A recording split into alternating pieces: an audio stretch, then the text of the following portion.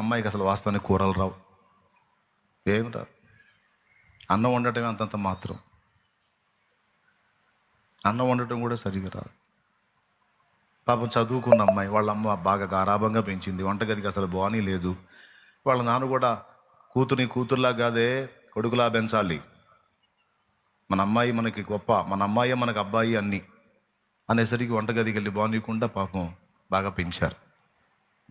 పెళ్ళికి ఎదిగింది, పెళ్లి చూపులు. అబ్బాయి వచ్చాడు, కూర్చున్నాడు.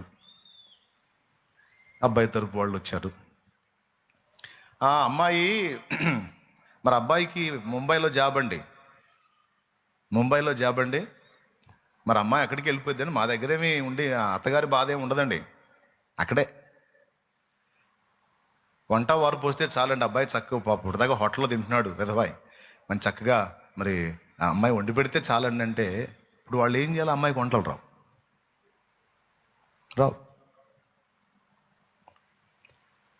ఆ అమ్మాయి గుటకలు మింగుతుంది. అసలు మెయిన్ అదే కదా. మరి ఇప్పుడు నేను అది నాకు రాదు కదా, నేనేం చేయాలి? వెంటనే వాళ్ళు రకరకాల పదార్థాలు వండి నేను ముందే సిద్ధపరిచి తీసుకొచ్చి పెట్టి, చూడండి రుచి చూడండి అని రుచి చూపించి ఇవన్నీ అమ్మాయి చేసింది అన్నారు.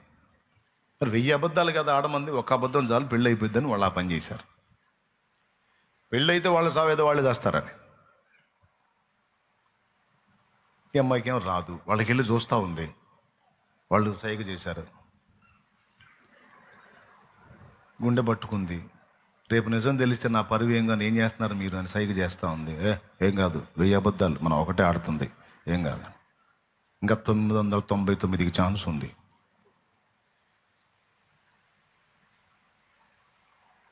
అబ్బాయి కూడా తిన్నాడు. అబ్బా అద్భుతం, అమోఘం అన్నాడు. ఇంక వేరే మాటే లేదు. అమ్మాయి నాకు నచ్చేసింది అన్నాడు. పెళ్ళైపోయింది. పెళ్ళైపోయింది, ముంబైకి వెళ్ళిపోయారు. కాపురం స్టార్ట్ అయింది. అబ్బాయి రూమ్లో అన్ని సామాన్లు ఉన్నాయి.